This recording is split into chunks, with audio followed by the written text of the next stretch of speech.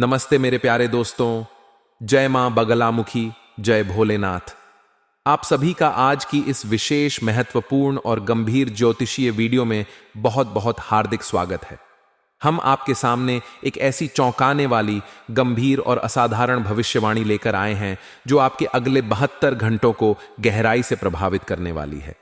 यह कोई साधारण बात नहीं है मेरे दोस्तों। ये एक ऐसी खबर है जो आपके जीवन में हलचल मचाने वाली है। 2 दिन बाद एक तूफान शुरू होने जा रहा है।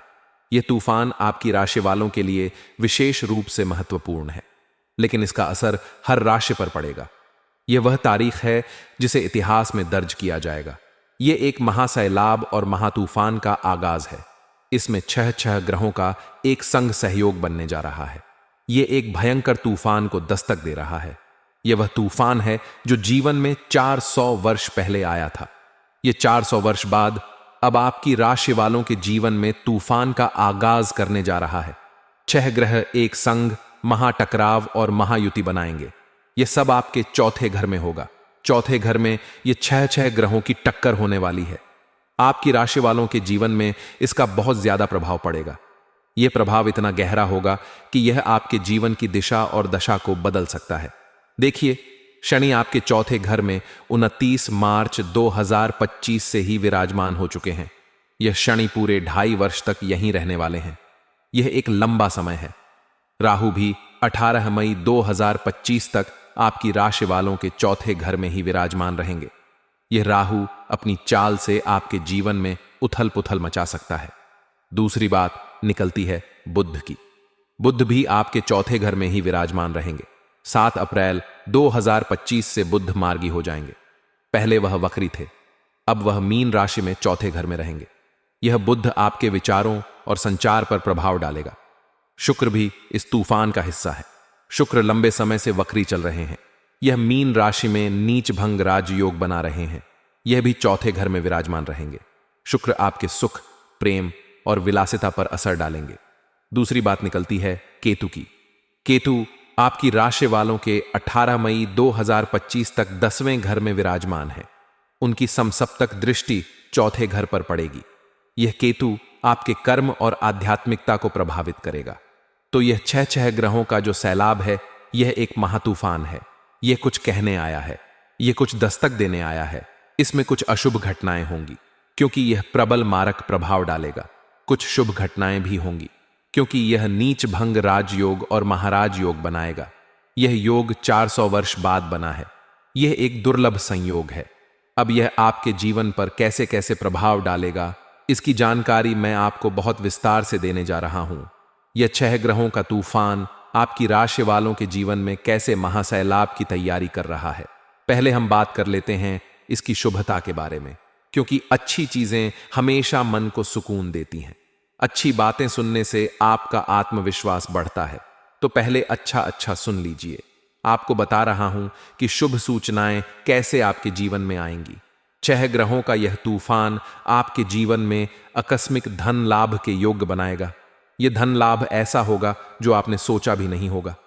काफी समय से आपकी राशि वाले आर्थिक स्थिति को लेकर परेशान हैं। आपके मन में यह सवाल बार बार आता होगा कि मेरे पास पैसा क्यों नहीं टिकता। कर्ज का बोझ आपके कंधों पर भारी पड़ रहा है। आप सोचते होंगे कि यह कर्ज कब खत्म होगा। स्वास्थ्य की बात बाद में करूंगा, लेकिन जो आर्थिक स्थिति है वह आपकी पहले से बहुत बेहतर रहेगी। अब यह बेहतर कैसे रहेगी? आपको बहुत समय से काम नहीं मिल रहा था। आप जॉब की तलाश में इधर उधर भटक रहे थे।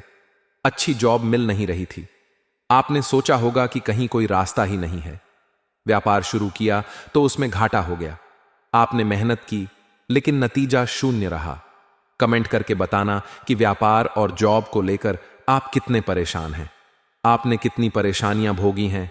पिछले जनवरी, फरवरी, मार्च के महीने भी आपके लिए कुछ खास नहीं रहे। कुछ राजयोग बने थे आपके जीवन में, लेकिन वो भंग हो गए। आपकी जो स्थितियां बननी चाहिए थीं वह नहीं बन पाई। इसका कारण है कि आपकी लग्न का स्वामी 6ठे भाव में बैठा है। देवगुरु बृहस्पति 14 मई 2025 तक 6ठे भाव में बैठे रहेंगे। यह एक कठिन स्थिति है। 14 मई से फिर इसका राशि परिवर्तन होगा। देवगुरु बृहस्पति 6ठे भाव से निकलकर 7वें भाव में चले जाएंगे। यह आपके लिए राहत की सांस लेकर आएगा।